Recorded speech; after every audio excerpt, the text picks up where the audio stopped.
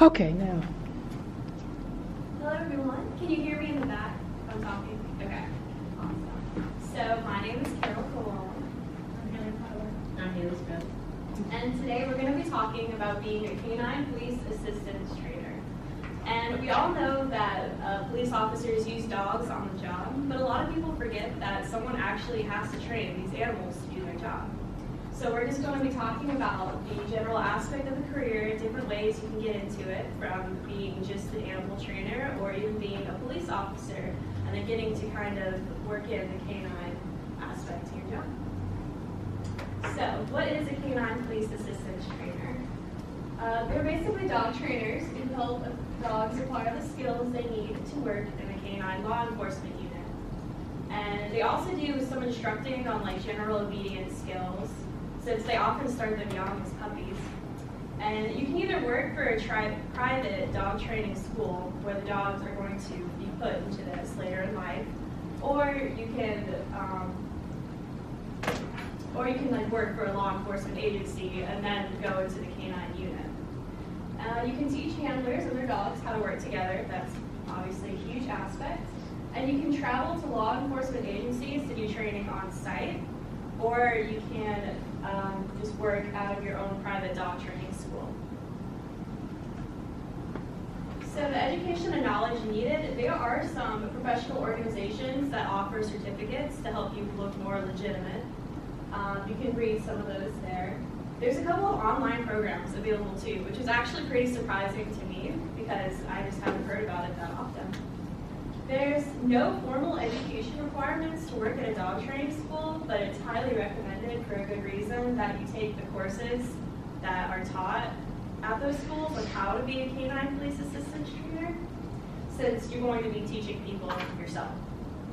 And of course, like I said, you can become a law enforcement officer first, and a lot of police academies want you to have a like a college degree. And you can work your way to the canine unit after about 1 or 2 years on the force. They'll assign you a dog. And it helps to have knowledge of canine behavior and previous exposure to dogs, especially if you're going to be teaching other canine police officers. You need to teach them how dogs how they're motivated and how, it takes a lot of patience to train dogs. And some of the skills and abilities needed, you have to be able to teach these dogs how to detect narcotics, protect handlers, and conduct searches. And some dogs are specialized in what they're searching for, like there's bomb security dogs, so that would be another specialized thing to train them on. You need a strong leadership ability, since dogs do respond to kind of the ability to lead. You have to have confidence in what you're doing in a conviction. And you have to have a patience for teaching dogs to people, have the intuitive sense of what motivates the dog. Whether you need to know if your dog responds to attention, or if it responds to food, or some other factor. And you have to be able to evaluate if the animal can successfully be on a police force. And yes, some dogs are too nice to be on a police force, which is, I included this little screenshot on Twitter. It says, "Doggy school dropout. Police dog fired for being too friendly." And then someone said they don't deserve him anyway. But they have programs where you can actually adopt some of the dogs that didn't quite make the cut since they were too friendly. But be warned, they're usually still extremely smart, so you'll have to probably train them a little bit more once you adopt them. But you also need someone who's a good communicator. So some of the work values that are associated with being a canine assistance trainer would be independence, achievement, and relationships. So you need independence because you're going to be making a lot of decisions on your own. You're going to be working with your dog on your own time a lot, so you need to be confident to make those decisions. And achievement, this profession is very results oriented. Obviously, you're training a dog to perform certain tasks. So people who train correctly, you'll have that sense of achievement when you do see your dog perform the task that he was trained for.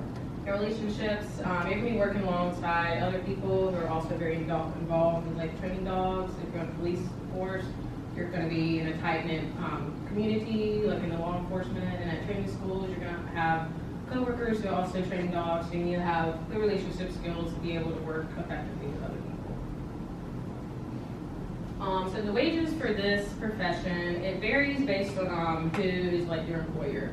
So you're typically going to make more money if you are a canine assistant trainer and you work with a law enforcement agency. Typically they receive like the standard pay a police officer would receive, and usually they're compensated more because they have more extra time and skills that they have to perform for the job. So the wages, if you are working for like a private dog training school, typically be lower. So civilian canine trainers, the median salaries went around $26,000. This was like about 3 or 4 years ago. And those who are police officers who are canine assistant trainers, they typically earn around $58,000 a year. Wages also depend on your experience and amount of like time you've served if you're on the police force. And so like the more experience and greater time serving, you're going to get paid generally more. And overtime pay is also generally included with this, so that's also something to be noted.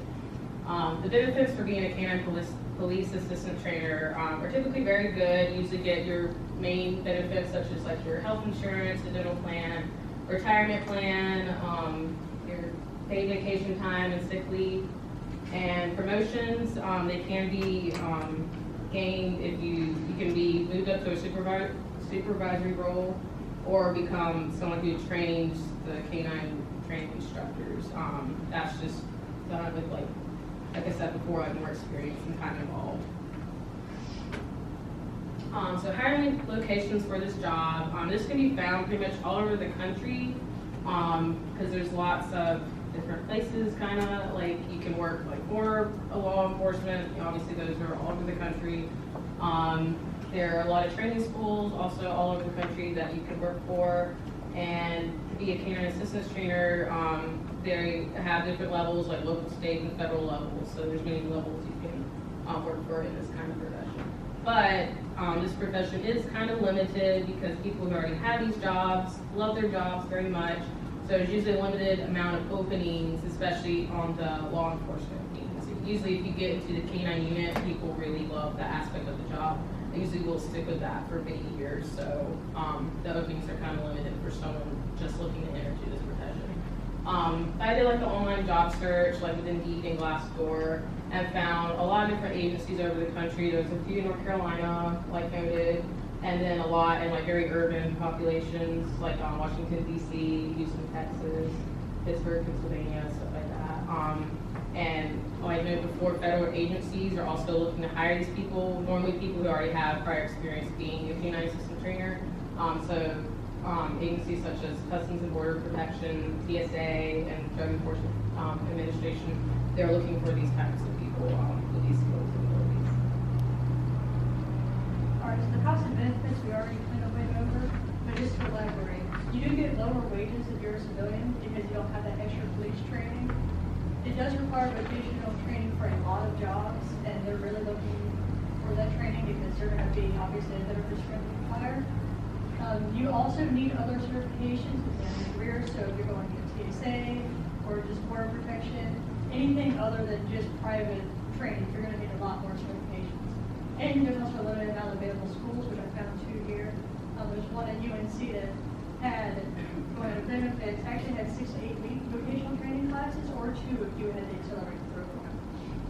However, even though it does pay less, you do not have to have police training in order to be a canine trainer. But you also get constant animal interaction and a wide range of potential employers, even if you don't have police training. And here are some related occupations. Obviously, you have the ones that are in law enforcement, like narcotics, and you also have park police, detection dogs, search and rescue. But you can also just be a conservation officer with a dog that are in state parks, which I think is the second picture on the bottom. And then a fish and game warden, which also does along the same line. Or you can just be a professional obedience trainer, which is around the same thing, but it's more behavior oriented rather than training for tasks. And then the job outlook is actually very good.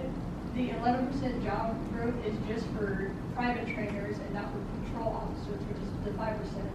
And then there's a lot of jobs opening up because the field of employment is so large. Since there are so many different areas you can go into, it doesn't just have to be law enforcement. You can just be a private individual And then in law enforcement, there are so many agencies that are looking for canine trainers that you're probably gonna get a job within the first couple months of searching. Okay, so if you're interested in a career similar to this, there's several things you can do now.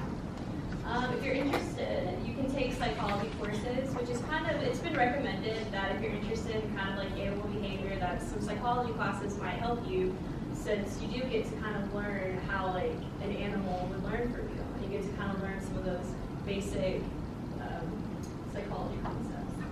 And yeah, you can work with dogs in a shelter or dog training setting just to get that hands-on experience and learn more about canine behavior.